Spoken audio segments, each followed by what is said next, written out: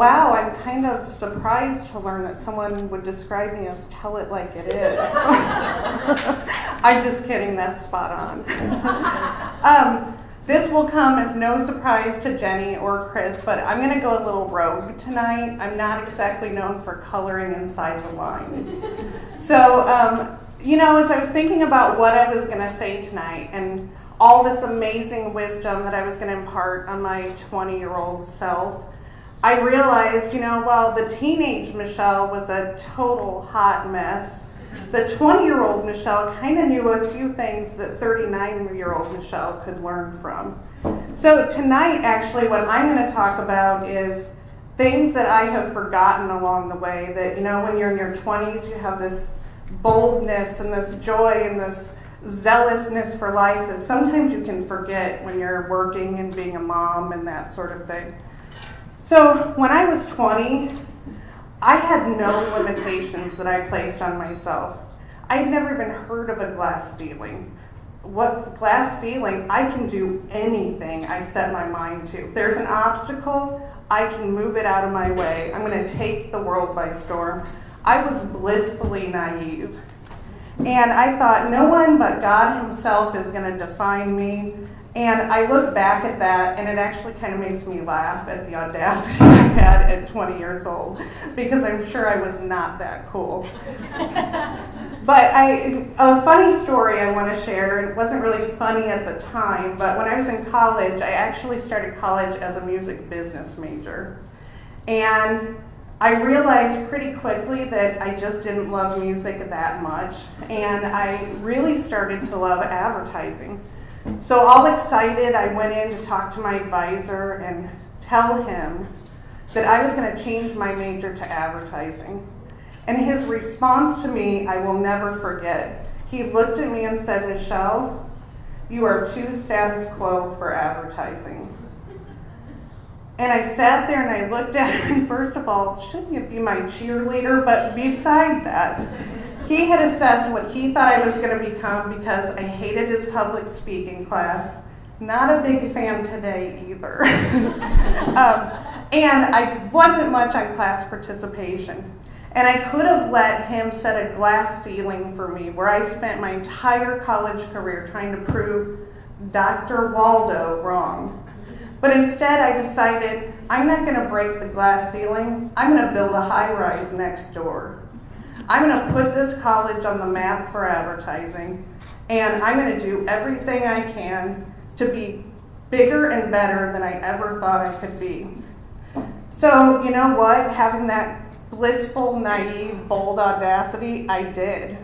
I ended up winning the national advertising competition. I interned in New York City. I even did a marketing research project that was published.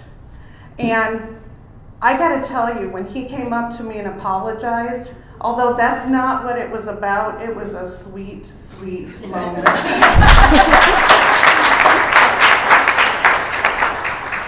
And then later in my career, when I was 23, I became the youngest vice president in the history of the huge ad agency that I worked at. I was so excited about this. Things were going great. It's like, see, Dr. Waldo, I'm amazing at advertising.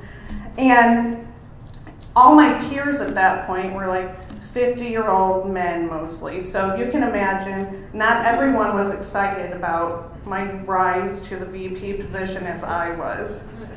One day my boss called me into his office, which in a big climate like that is never really a good thing. But I thought naively again, maybe he wants to congratulate me. So I go into his office and I sit across the desk from him, and he closes the door and proceeds to say to me, "I'm better at advertising than you, and yet it's taken me 20 years to get to your position. I want to know who you, insert four-letter word, slept with to get to where you are today." After I picked my jaw up off the floor, I went and talked to the woman that was the head of HR. You'd think that'd be a good choice, right? So I get up there and she tells me, "Michelle, laugh a little harder at his jokes. Dumb yourself down a little bit and he'll be less intimidated by you. And so I had a choice in that moment. I could let his words be my glass ceiling, or I could build a skyscraper next door. I chose the skyscraper. And I thought, I'm going to need to become his boss. That's the only solution. I can't report to him. He's going to have to report to me. And again, it was a sweet, sweet day when he apologized to me. But it was a sweeter day, and I hate to say it, when he got laid off. So the final story I'd like to share with you is that a little bit later in my career, I was told, you're going to have to choose. You have to choose between your career and being a mom. You cannot do both well. You travel all the time, you're gone a lot, you have to make a choice. And I thought, I really don't have to do anything. I'm going to do what I want to do, and you know what? I believe I can be good at both. So I started my own advertising agency, and you know what? People who work at Group 7 get to be moms and career women. And I get to go to a class party 1 minute and a huge client presentation the next. And I think that's what makes us great as women, is that we can do it all. And I would just encourage us to not allow anyone to define us or box us in by their glass ceiling. The definition of a glass ceiling is an invisible barrier that keeps women, from rising above a certain level. When we focus on someone's glass ceiling, the most we can hope for is that we will change their opinion of us. When we build a skyscraper next door, the most we can hope for is whatever we set our minds to. I'm a mom of 3 little boys, and my 12-year-old just had his first track season.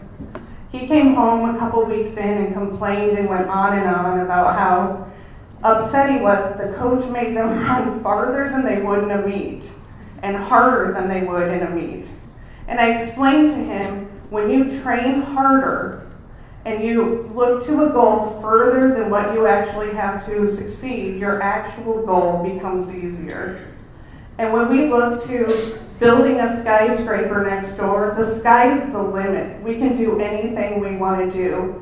And I bring this up tonight because I realized as I was preparing for this that sometimes life is hard. It's hard to run a business, be a mom of 3 little boys, and along the way, I lost some of that boldness and that zealousness for life that I had at 23 years old. So I would just encourage us as women to remember, we can do anything we want to do, and it's just an honor to be in a room with women like you.